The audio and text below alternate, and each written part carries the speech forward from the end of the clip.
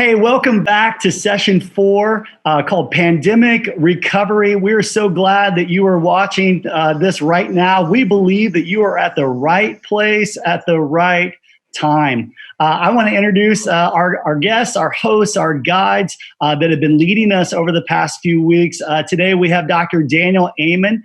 He is a brain expert. He's a leading psychologist, or psychiatrist. He has helped so many people just around the world. And we're so excited to have him here today. He's a New York Times bestselling author. We also have his wife, Tana, and Tana has also written 10 books, so much on health and fitness and nutrition. And I know that she's going to be a blessing to you today. She's a registered nurse as well, and just a great voice of truth today. And then we have my friend, Dr. Earl Henslin, who's a clinical psychologist, and he's also an author of so many books. And today we're going to be discussing this very important topic of addictions. And so many people are just caught in their addictions, and people are looking for lasting change, but have don't know where to start or how to continue to see health happen in their life. So I know this is going to be an encouragement to you. So I want to encourage you first and foremost, maybe get a pen, paper out. If you're driving, that's okay. Just listen and also share this right now. So this is a great opportunity to be able to share. If you're watching this on Facebook right now, you can start a watch party and let's learn right now about addiction. So Dr. Amen, I want to start with you. Will you talk to us about the different types of addictions and how addictions are different, what you've learned around the brain and addictions? Well, so this time is very important to talk about addictions. I read one statistic that just horrified me. For every percentage point, unemployment goes up. Opiate addictions go up 3.5%. And unemployment went from basically 3% all the way up to 15, maybe 20%. And so alcohol use has gone way up, marijuana use has gone up, substance abuse has gone up. This is a vulnerable time for our society. And so how do you know if you're addicted? I guess that'd be the first question. And this is my definition.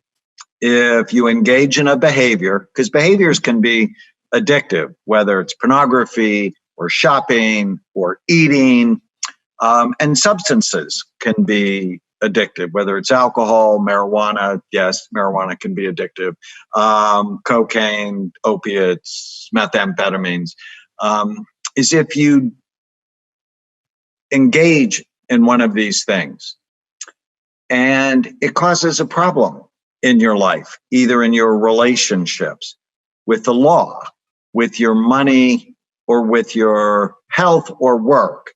So you do something to get a DUI and it causes pain in your life, and then you do it again. That's my definition of an addiction, is you're not learning that these behaviors hurt you, hurt your health, your relationships, your work, your money, or with the law. And it's like it's hijacked your brain and you don't learn. And often other people have to tell you they're really unhappy about your behavior when you engage in whatever, drinking, marijuana, drugs, sex, and so on. Now, one of the big lessons I learned from our brain imaging work, I have 8 clinics around the country. We've been doing brain imaging for 30 years, is all addicts are not the same. And typically you go away to a program or you go to a 12-step program and everybody gets the same treatment, which is insane because like all depression is not the same, all chest pain is not the same, all addicts are not the same. And so what Earl and I have discovered through our imaging work is we have impulsive addicts. People have low frontal lobe activity, so they want to say no, but they can't. They're compulsive addicts. where they just think about it all the time. They're sad addicts, addicts that are actually treating an underlying depression with their behavior. They're anxious addicts, people treating an underlying anxiety disorder. And there's addicts that have been triggered by a traumatic brain injury at some point in the past that damaged the brain. And all addicts are trying to fix something, some underlying issue, whether it's emotional pain or their ADD, for example. I have so many ADD patients, sleepy frontal lobes, are impulsive addicts, and they use a little bit of methamphetamine or a little bit of cocaine, and it actually helps them feel better. But because it's not regulated, it gets out of control and severely damages their life. So just know all addicts are not the same. That's really good. Tana, you're the health and fitness expert. Talk to us about food addiction. Yeah, so interesting. Food, what you eat, everything you put on the end of your fork matters. So in other words, what you eat today will affect your mood. It'll affect your cravings. It'll affect your thought process, whether you have negative or positive thoughts, actually. And so it's really important to think about what you're eating. And we actually helped plant a program for this reason into the Salvation Army. So we actually helped them clean up their diet into their largest chemical addiction recovery program. So they had 185 beds. And when the director took my program for the Omni diet, she lost almost 50 pounds. Excuse me, her hot flashes cleared up, her rosacea cleared up. And she realized we're doing an injustice to these people. We're trying to help them get clean and sober, but we're in it like indirectly and unintentionally feeding their illness by not helping them clean up their diet. We're sort of stimulating that addictive process, because sugar is 8 times more addictive than cocaine, and it actually lights up the same part of the brain. So if they're feeding them really awful food, they're constantly triggering that part of the brain where opiates and heroin, cocaine actually affect as well. So if you're constantly stimulating that part of the brain, they're constantly stimulating that addiction center. So everything you put on the end of your fork matters. And what's interesting, if I could just add a little anecdotal story, when we were planting this program, I think it's really important to talk about how addiction affects families, the culture of addiction in families, because how you're raised, whether it's food, whether it's substances, but I think substances are really toxic, because in my family, they were really toxic. I had an uncle who was a heroin addict, and my other uncle was murdered because of him. And that really left a stain on the legacy of my family. And then I have, there's many other addicts in my family. And so I was always raised not to, well, it's not true. Actually, my stepfather was a bigot, but I chose, my mother raised me not to judge people by their color, but by their character. But that same philosophy did not apply in my mind when it came to addicts, not at all. I judged them harshly. And I didn't even really think about it. I thought I was completely justified in judging them harshly because of what I had gone through. And I didn't realize how much that was affecting my own life until we planted this program in the Salvation Army. I was game to change the menu. But when they asked me to actually work with the individuals, I was like, oh no, heck no, that's not going to happen. And I got in the car with Daniel, and he's like, why is this a problem? This is a great thing. We're going to help these people. And I started to cry, and I'm like, God picked the wrong person this time. I can't do this. And that's when it really struck me how toxic this can be for families, how toxic this moves into your life later. And so I ended up doing it out of obligation, and I'm bitter and I'm angry and I'm getting up on stage, and that's not a good way to be when you're getting up on stage. And I'm feeling the resentment from them, which was probably me projecting, but I'm feeling the resentment from them as I'm getting up there. They're judging me as harshly as I'm judging them. And then I said a prayer before I started to speak. I said this prayer because I knew I could not reach these people. In my mind, I'm thinking, what am I going to teach a group of addicts who are jonesing for a pipe or a needle about insulin resistance and gluten? Why do they care, right? So I say this prayer, and all of a sudden it strikes me. And I saw myself as that scared child again, that witnessed my mom and my grandmother falling to the floor crying when my uncle was murdered. And as I looked out into the audience, I didn't see addicts. I saw scared children. I saw that at one point in our lives, we were the same. And as long as I could stay in that place, I could help them. And there would be one less scared child in the world. One less person, who goes unseen because it's safer, or, makes the wrong turn. And it was that moment it was an epiphany. It's like at one point we were the same. And I just need to focus on that. I've got to focus on the children because they're still hurt, wounded children. And so that for me was really important. And they, believe it or not, of all the groups I have ever worked with, that group of recovering addicts got it so quickly that when they eat certain foods, it's triggering that part of their brain. They got it. They understood because they understand addiction. Wow, that's did God fantastic pick the wrong person? God did not pick the wrong person. And that, I think, is the moral of the story. I was called to help people I did not want to help. And I tried to argue with God, which you can't do, because if you win an argument with God, you lose. And if you lose an argument with God, you win. But I was called to help them, but the healing was actually for me. And that's really the theme of my book, is like, you're often called to do things you don't want to do because we can't see what God's trying to do in our lives. That's beautiful. Dr. Henslin, I want to ask you, you're a clinical psychologist. You talk to a lot of different people that are going through addictions. What are some of the consequences of addictions? What are some of the risk factors that we find with addictions? Well, one of the things I hate to admit, just to be straightforward with you, it's now 46 years ago, which makes me sound kind of old. That's when I had my first job in the healthcare field, which was a orderly in a detox center. Now, obviously, they hired me because of my size, not because of what I knew. And it was just there a few weeks. When you look at consequences, my job was to check. I was working 11 at night to 7 in the morning. And my job was to check on the patients hourly, to blood pressure and all these things. And I had been in to check on this guy, and he had drank so much vodka. It had gotten up to like a quart of vodka a day. His body couldn't metabolize that, and I could actually smell the vodka coming out of his pores. And he was a smoker, and his breathing was just like this. And so I checked on him, and he was doing okay. We have him heavily medicated. He's going through withdrawal. And then I went and sat down. Just imagine his bed was on the other, like up behind that wall right behind me. And at 3:06 in the morning, I'll never forget this.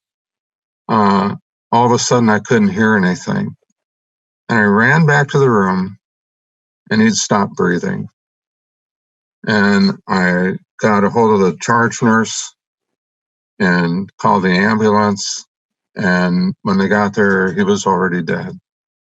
And I thought for sure I'd killed him. I'd done something wrong. The physician sat me down and explained, no, he's been through withdrawal so many times. A blood vessel just popped in his brain, and he had a cerebral hemorrhage, and that was it. So if you can imagine being 22 years old at the time, at 5 o'clock in the morning, I'm talking to his wife and 2 teenage sons that the husband and the father is dead. I poured over his file, which was literally, this thick, of all the different times he'd been through detox. And they always list religion, and he put down Christian, he was listed as Christian. And I kept wondering, how can this guy as a Christian, be this diseased? And so I spent decades now dealing with addictions and seeing the consequences, like in this situation, death, because addictions are progressive. And when I met Dr. Amen 25 plus years ago, in that very first continuing education experience, I went with him, and I learned more about the brain in one day than 2 master's degrees and a doctorate. And one of my first thoughts was, now we have a chance to reduce relapse. And we have a chance to change and alter people's lives so they have the brain. Because what I could see with the brain scans, when we talk about addiction and disease and things like that, you'll see changes in the prefrontal cortex and all over the brain, where that ability to choose, to stay sober, or choose to pray and meditate and things like that is so hard when you don't have healing for the brain. And so it's been exciting over these 25 plus years to see how many people we've helped, how many lives we've saved by being able to look at the brain. Now, I just want to share this quickly. Proverbs 23, Solomon, I think it might be talking from his personal experience, but in verse 29, he says, who has woe, who has sorrow, who has contentions, who has complaining, who has wounds without cause, who has redness of eyes? Those who linger over wine, those who go to taste mixed wine. And listen to this one. Do not look at the wine when it is red, when it sparkles in the cup, when it goes down smoothly. I shared this at a talk with a bunch of recovering people. I was men at a church. It was probably 25, 30 when I was going through this passage just to talk about addictions. And when I said that it sparkles in the cup, goes down smoothly, every one of those men just unconsciously licked their lips. Now, at the last, it bites like a serpent, stings like a viper. Your eyes will see strange things, your mind utter perverse things. So there what you see is like in the end stages of most addictions, particularly in this case, alcoholism, is actually hallucinations, and then opiate addictions, grass, and the list goes on. Sexual addiction, the mind alters perverse things. There's change in thought processes and so on that are, to be incredibly dysfunctional. And then you'll be like one who lies down in the middle of the sea or who lies down on top of a mast. So there's that sense, not being able to keep your balance. You wipe out that frontal cortex, the cerebellum gets affected, and the person's ability to walk and neurological kinds of things begin to happen. And then it says, they struck me, but I did not become ill. Well, there's this phenomenon called blackouts. People can be actively talking and things like that. They might get hit, they might fall down, and they don't recall, they don't remember. They beat me, and I did not know it. And when shall I awake, then I will seek another drink. And now it talks about morning obsession. When that person wakes up, they're thinking, when am I going to drink again today? Or when am I going to use porn? Looking forward to arranging their day so they can drive by their favorite fast food thing to binge on French fries to calm down anxiety and calm their brain and so on. And this is, as it progresses and the person's life becomes consumed, and then it not only is killing them spiritually, emotionally, and physically, they're not emotionally available for their kids, their spouse. And in fact, anger and conflict begins to escalate because it's like an addict, what they'll do is to create an argument, create a problem, so it justifies using at that moment. Then it's okay for me to look at pornography. Then it's okay because of, and so on, because the thinking's so distorted. So the impact is huge. It affects the entire family. It affects the church, and on it goes. Dr. Raymond, you've written your book, The End of Mental Illness. I want to ask you, drug abuse and alcohol abuse, does it lead to other mental health disorders? Oh, no question. When you poison your brain and you do it over time, it increases the risk of anxiety, depression, psychosis, trauma. But, it's sort of like a two-way street. If you have untreated depression, you're more risk of becoming an addict. If you have untreated ADD, for example, short attention span, distractibility, impulse control problems, 52% of people who have untreated ADD struggle with addictions. And women who have PTSD. So we just came out of the week on trauma. A lot of women who've had trauma will turn to substances as a way to medicate the feelings that they have. And when they go through a treatment program and they stop using substances, if they don't treat the trauma, they are at very high risk for relapse. And so addictions can increase other mental health problems. I don't like the term mental health, and the end of mental illness. I'm like, let's get rid of that and call these brain health issues. Because once you love your brain, well, then you don't drink. In fact, I have this great blog that came out recently, and it just did great. And the blog is titled, "I Told You So."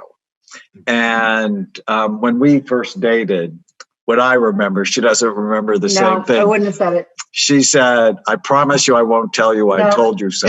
Would never say that is my favorite thing to say. Completely lied to me, at least in my head. But the American Cancer Society just recently came out and said you should not drink. Why? Drinking is a major risk factor for cancer. And I've been saying this for 30 years, ever since I started looking at the brain. Alcohol is not a health food. It's directly toxic for brain function. And oh, by the way, alcohol increases the risk that you're going to get in a car accident, increases the risk that you're going to abuse your spouse or abuse your children, increases the risk that you're going to say something stupid. And most people don't know that alcohol kills bacteria. I mean, why does Tana, who's a nurse, put alcohol on your skin before she gives you a shot? It's because it disinfects it. Well, what most people don't think about is in your gut.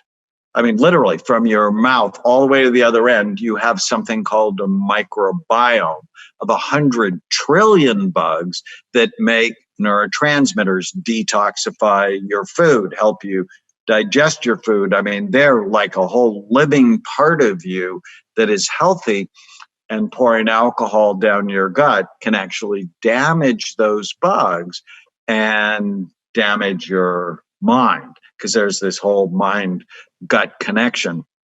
And isn't it interesting during the pandemic that many of the alcohol companies started making disinfectant products? So, I mean, just to my point, now we have Jim Beam hand sanitizer. Isn't that crazy? So we just need to do a better job of educating people to fall in love with their brains. And then these addictions are clearly bad for your brain. So if you love your brain, you'll stop these addictions.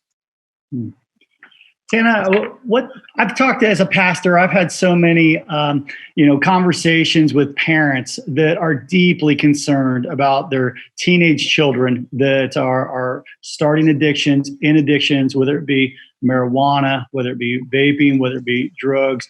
But what are some signs and symptoms you think we should be looking for as parents to make sure that we protect our kids from these harmful addictions that can be life-lasting? Okay, so if I can back up just a little bit, I think the first thing is you need to start these conversations way younger than most people think. Because of social media, and my daughter and I, we are super close. I mean, like, we're very open, we're very honest, we're just very close. And so I'm always going through her social media, and I know it started probably for some of the kids more like 6th grade, but by 7th grade, it was all over the place. And she would show me stuff on social media from some of her friends. She didn't go to these parties, but she would show me stuff that, these kids are passed out in pizza boxes and throwing up. And oh, by the way, parents are letting them have these parties. And so I'm like, what is happening? Where are the parents? It's so crazy. So we've obviously, being married to, being the daughter of a doctor and a nurse, I mean, she's going to get a conversation that's very different than probably some people, but very, very open, very frank about the risks, and also my family history, the legacy, murder, kids in foster care. We scared her. We effectively instilled an anxiety disorder, but and showed her pictures of brain scans and things like that. But also, I think, I don't think I know, just with my own family history, the signs that I know about are, and not just from that, but also I did a rotation in, I actually worked for a short time in mental health nursing. And I remember some things from that. Some of the signs, and when we would talk about this, are disconnecting. I mean, obviously lying, but you don't always catch them lying. But initially, if you've been very close to a child and they suddenly begin to disconnect and they start to become or they become more snippy, more aggressive, more, those are certain things, some of the more subtle signs. They're more challenging. They challenge your, that's in the very beginning, obviously before they begin the full blown signs. I'm talking about very early on. Let's just say they're close to you and they normally tell you the truth, but now they suddenly don't want to talk to you. These are things that I watch for. So because I know kind of what to look for. But one thing we haven't really talked about, especially with girls, is eating disorders, because they're just so prevalent. And it's like an addiction. It is an addiction. And I remember working in mental health nursing, and I went through that in my teenage years. I remember it was an anxiety thing. It wasn't even a body image thing as much as it was an anxiety control thing. And I remember being terrified. My mom drugged me to this eating disorders clinic, and they scared me so badly that I'm like, I'm not doing that anymore. I don't know why I had control over the behavior, the obvious behavior. What I did though, and what people don't realize, and I didn't even realize this until many years later, I think maybe when I was doing the mental health rotation, was I transferred that. I needed some way to control the anxiety.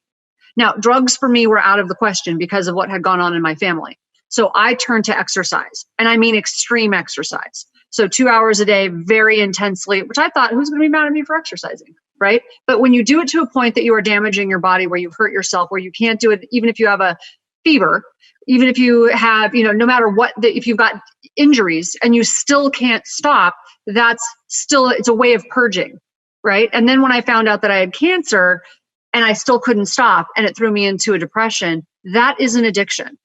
So there's so many things we need to think about. And with girls, the conversations about body image have never been more important than now, because what we see on social media, when I look at my daughter's feed, I'm like, this isn't real. People, these photos are doctored, but they're putting so much pressure on these girls. And so we just have. We didn't talk about how social media can become addictive. Video games can become addictive. Brian, you mentioned vaping. A couple of other signs parents should watch: if your child is sleeping too much, or if they're not sleeping at all.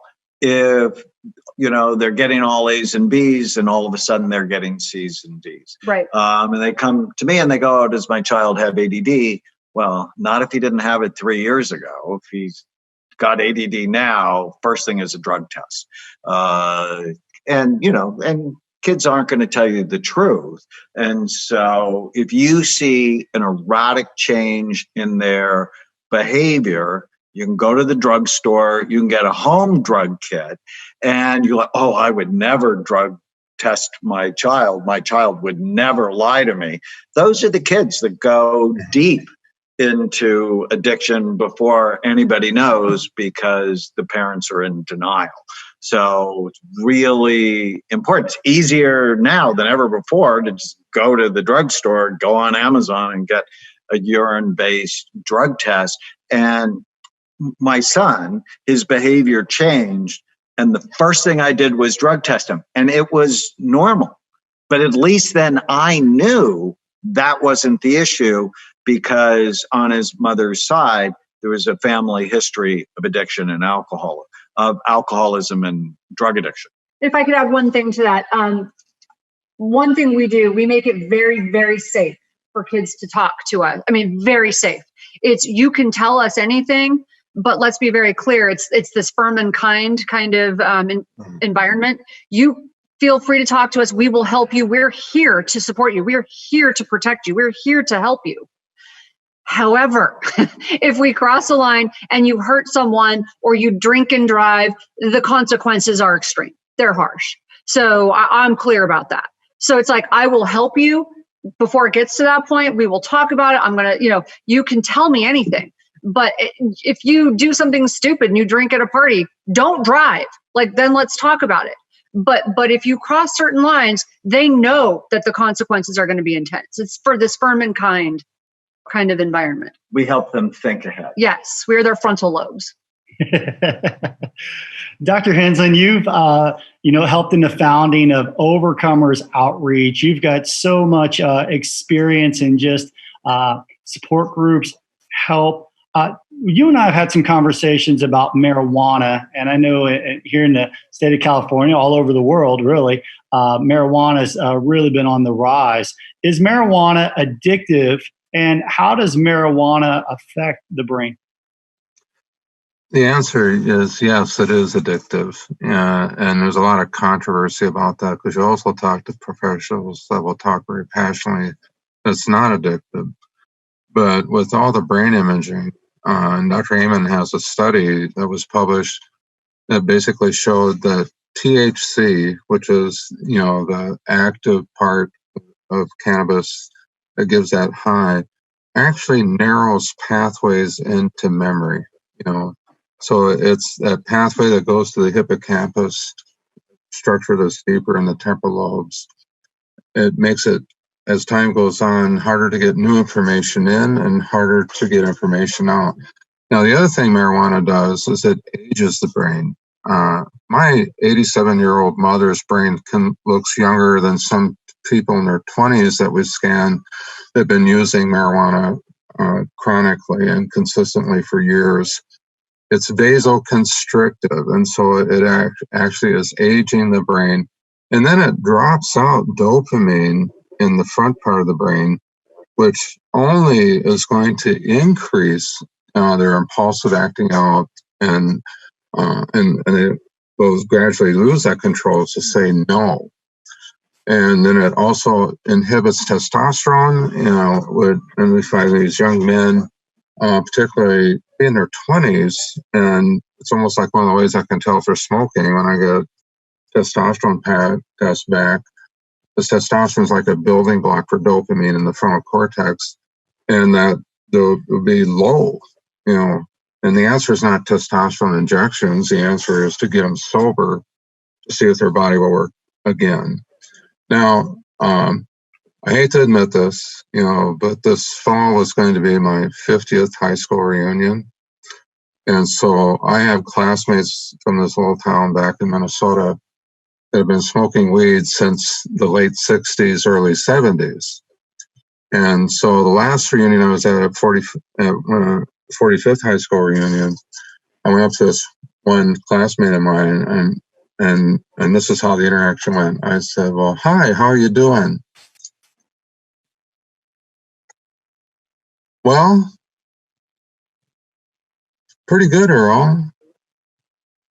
So that whole commercial, you see the sloth, mm-hmm. That was him. I mean, had this senior citizen hippie where he had this bald on top with a ponytail. I think he had the same jean jacket from the 1970s, and everything was in slow motion. Now, when you wipe out dopamine, in the frontal cortex, you're not going to have a brain, and it's constricting. I mean, his processor is operating at a very sloth-like speed.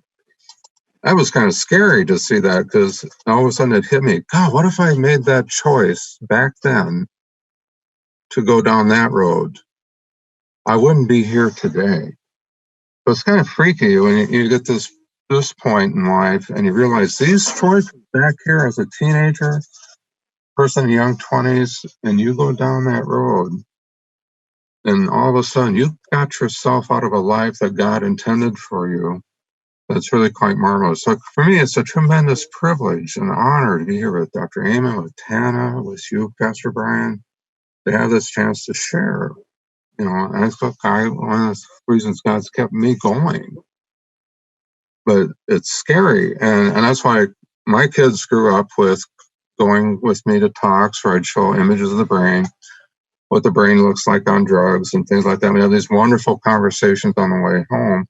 And just like Tana was sharing and Dr. Amos are scared the daylights out of them. And so when they went to college and they're confronted with those choices to smoke and do all these things, they tended to say no because they already knew what happened to the brain, and didn't want to go down that road. And I'm very blessed right now to have 4 adult children that are married and 7 beautiful grandchildren, and they're all independent, functioning highly, and have beautiful families. And I'm very blessed beyond belief because in this culture, addiction is what's normal. Vaping, we could spend a whole time just on vaping alone. I have young people coming in that are vaping 100 to 150 times a day.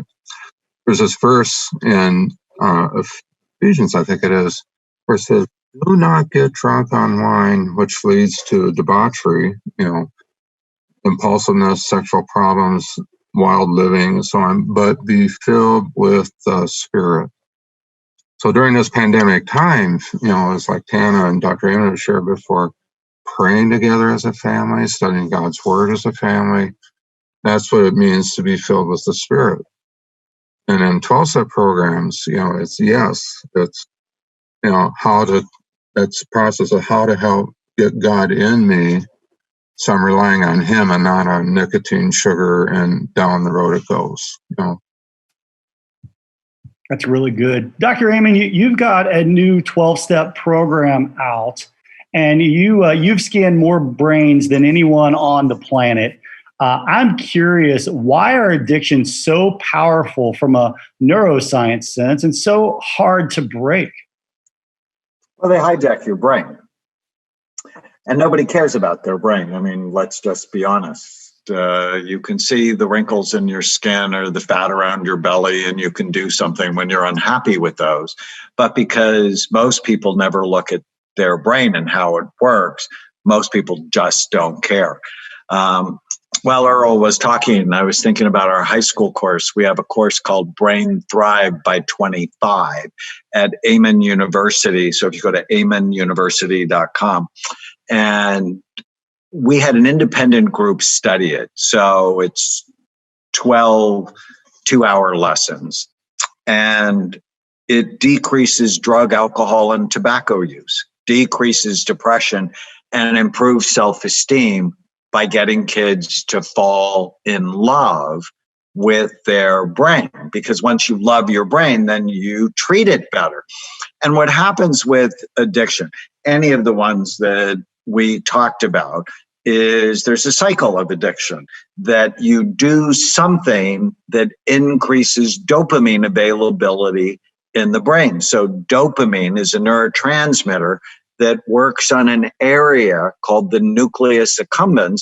So let's just think of them as the pleasure buttons in the brain. You have 2 of them, one on each side, and you drink alcohol, you smoke marijuana, you look at pornography, you can't stop being on Amazon, and all of a sudden it's dumping dopamine and you feel great. Well, over time, that'll wear off, and then you don't go back to feeling normal. You go and you feel flat or you feel sad.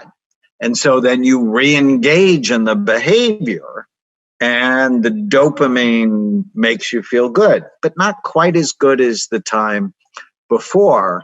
And over time, you get addicted and you're wearing out those pleasure centers, and it takes more and more to begin to feel anything at all. And so we should be doing a really good job at protecting our children's pleasure centers, our own pleasure centers, and know what dumps dopamine and what drips dopamine. And so we have a ritual in the morning where I make her one of her decaf cappuccinos. It's her recipe, but she says I make it better, which is totally a manipulation on her part. But that drips dopamine in the morning. And having these rituals that bring you happiness, but don't wear out your pleasure center, is really important. So holding hands, calling her when something good happens. You need the list of things that help you be happy, but doesn't dump dopamine. And I have a new book coming out next year called Your Brain is Always Listening: Taming the Hidden Dragons That Control Your Happiness, Habits, and Hangups. And I created a new 12-step program because what I realized, if you go to AA now, or you go to Narcotics Anonymous, or Overeaters Anonymous, or Sex Addicts Anonymous, is there's not one thing about the brain. And so I created new 12 steps, and mine actually starts. So the first 12-step step is realize you're out of control. And I'm like, no, that should be the second one. The first one, and I do this with every single one of my patients, what do you want? And so we define what you want. What do you want in your relationships, your work, your money, your physical, emotional, and spiritual health? To me, that's always step one. What's the goal? What do you want? Is your behavior getting you what you want? Because if it's not getting you what you want, then that leads to step two, is know when you're out of control. And step three is really get your brain right, and your mind will follow. It's the big missing link in most addiction treatment programs.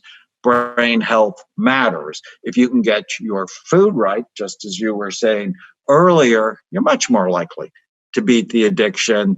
But unfortunately, most addiction treatment centers feed people terribly. So bad. And it's like, how does this make any sense? You're going to replace one addiction with another addiction, and we can do better. Tana, what kind of advice would you give us on steps to recovery? People are looking for recovery. What steps do they need to start with? So one thing I want to touch on is what Daniel said about your skin. People pay more attention to the wrinkles on their skin and, the fat around their belly than they do to their brain. But if they would think of it this way, your skin is an outward reflection of what's going on in your brain. So it's really an indication of the health, right? Your skin is this outward reflection of your overall health, as is the fat on your belly, as is, sexual function or dysfunction. It's an indication of what's happening internally and what's happening in your brain. And if we can see it that way, and we can focus on the fact that foods do affect wrinkles, by the way, food does affect, the function of your brain. It affects the health of your brain. It affects, at the same time, your belly, your heart, they're all connected. So when you're seeing a lack of health in those other areas, a lack of blood flow, you look gray, you look whatever, it actually is affecting your brain. So actually getting brain healthy, yes, your skin is going to be prettier. You're going to glow, right? That glow. And I think one other thing I want to point out to people is food does affect your mood. And that's why what we taught the guys over at the Salvation Army, it affects how you feel and the decisions that you make from day to day. So for example, if you eat a carb-heavy diet, a sugar-heavy diet, it does increase serotonin short-term, right? So unhealthy carbs they're going to give you this boost of serotonin. It's going to give you that feeling of settling you down, which is why so many food addicts, people who eat compulsively, they want those sugary carbs. It makes them feel better temporarily, but then they're going to crash. Their blood sugar is going to drop and they're going to crash. But that boosts serotonin. But if you are someone who has ADD, that's a disaster for you because it decreases the function of your frontal lobes. So I see all these people giving their kids these like donuts and then taking them to school, and then they get frustrated with their kids because they've got ADD and they don't behave. And I'm like, give them eggs and avocado for breakfast, right? Because that's going to boost dopamine. That helps you focus. That helps you think. It gives you motivation. So food directly affects how we behave during the day. And so that's why it's just so important, especially when you are trying to overcome an addiction, because think about it. Do you want to be able to access frontal lobe function? Do you want to be able to focus? Do you want to be able to think straight? So food is critical in this process. And that's why we get frustrated when we see the types of foods being served in, of all places, addiction centers, schools, hospitals, churches. It's like, why? Why? Tanner, you have a new book coming out talking about, emotions of a scared child. Tell us about your book and tell us how that could be a support and help when it comes to addictions. So this book is very different for me. It is the first book I've done that's not a self-help book related to food and fitness and lifestyle and how that affects your health, your body, your brain.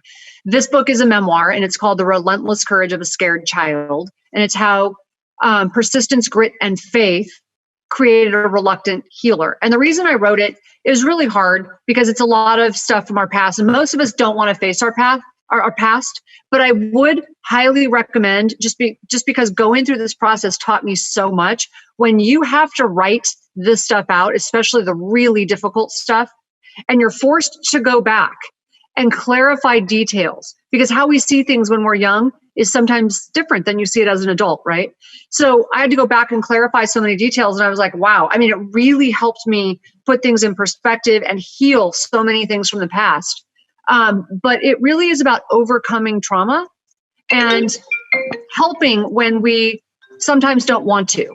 Because in helping when we don't want to, when God's calling us to help, so often the healing is for us. And it also is about how it's easy to call people bad, but so much harder to ask why. And that was definitely my demon. That was my dragon. Just because when you grow up in trauma, it's really easy to call people bad. It's hard to forgive sometimes. And it's harder to ask why. Like I said earlier in the segment, it was like, based on color, not an issue for me. Based on race, ethnicity, I was taught to judge people by their character, not their color. But when it came to behavior, when it came to addiction or substances, that rule didn't apply for me. And so this was a really healing process. It taught me so much about addiction and addicts and their behavior. Dr. Henslin, I want you to kind of finish us up today. And let's say that you have someone that you love deeply, that you care about, and you feel like you need to have an intervention. They don't see their addiction. They may not see that they need support and help. But walk us through that process, and what advice would you give? Well, thank you for this opportunity. Back in the 70s, I actually got to work with a man who was trained by the founder of that whole phrase of interventions. And so he taught me how to do an intervention, and I've done hundreds of them since then. And I put that into a booklet that I wanted to offer to you, that you can put on the site to download for free. But the important thing about an intervention is to remember, one-on-one with an addict, you're outnumbered. I mean, that's just the way it is. And what an intervention is about is a group of people that love that individual and want them to live and not die. We train them into how to present this in describing specific behaviors related to the addiction. And before they say that behavior, they always say to that person, I love you. I want you to live. And in an intervention, when that addict or alcoholic is there and they're starting to hear all these different people say what it is that they're seeing that they're doing to kill themselves, by the end, they want help. And that's why interventions, unless a person has a major mental illness or something like that, are really highly successful. I mean, it's over 90% of the people that I've done interventions on that actually got into treatment. But like Dr. Amen was pointing out, and Tana was pointing out, one of the things I'll also end up doing, I might have people going to rehab, but I'm also looking at the brain.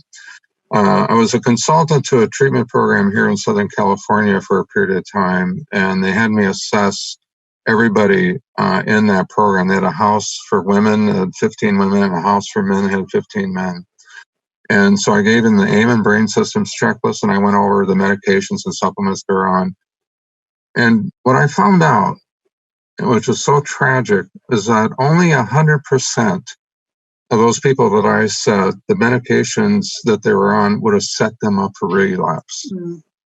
And see, that is something I've found over and over again in different programs I've done consulting with. And that's why it's so important to look at the brain, because that's one of the things we've been doing, whether it's sexual addiction, name it, drug addiction. eating disorders and so on, when we help balance the brain, then a person can make that choice to do something different.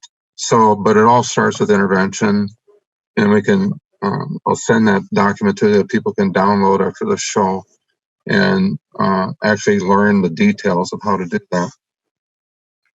Hey guys, thank you so much. This has been such a great session on addictions, and I'm sure so many of you have been blessed. If you have, share this with other people as well. And you can go to crosspoint.com, crosspoint with an E.com/pandemic recovery. And if you missed any of our previous sessions, man, we've had some great sessions on anxiety. We've had some great discussions on emotional trauma, and you'll want to go back. You'll want to look at those. We'll also put the link on there too for the intervention as just a resource, just a gift for you today from Dr. Henslin to be able to help you at your time of need. And just want you to know that if you're going through a hurt, a habit, or a hang-up, there is hope. You do not have to stay in a place that robs you and sucks you of your joy and hurts the relationships in your life. And I want to highly encourage you, if you need some support and you need some help, if you're here in Southern California, reach out to Dr. Henslin's office. I know they would be glad to be able to help, as well as the Amen clinics. And the Amen clinics are all over the country. And man, they are here to be able to help through addictions, through those hurts, those habits, and those hangups. And I love this verse in Psalm 46:1 that says, God is our refuge and our strength and our ever-present help in time of trouble. And if you find yourself in addiction, or you find someone that you love in an addiction, you're going through a trouble, and you may need a refuge. You may need a place of strength. You may feel weakness. And we want you to know today that the Amen Clinics, as well as Dr. Henslin Associates and Crosspoint Church, we are here to be able to help you, because we believe that your best days are ahead of you, that your best days are in front of you, and Jesus is a hurt healer. If you don't have a church home, we'd love to invite you. We're online at crosspointwithane.com/live, Sundays at 9:30 or 11 o'clock. And we're actually starting a new series called Hope Dealer, where we are dealing hope. Some people deal drugs, we deal hope. We don't deal dope, we deal hope. And we'd love to invite you, if you don't have a church home or a place that you're watching for spiritual encouragement, check us out this Sunday at 9:30 or 11, or else anytime after that on demand. Hey, we're so glad that you watched today. You do not want to miss next week. You're going to want to be here as we talk about grief. Grief is something that every single one of us will experience in our life. Dr. Amen has opened up to us about the loss of his father. And I know that he's going to share with us more about just his experience, what he's gone through, and some steps that we can take when it comes to grief. So you will not want to miss next week's session with Dr. Henslin, Dr. Amen, and Tana. So we look forward to seeing you then. God bless you. Thank you for joining us today.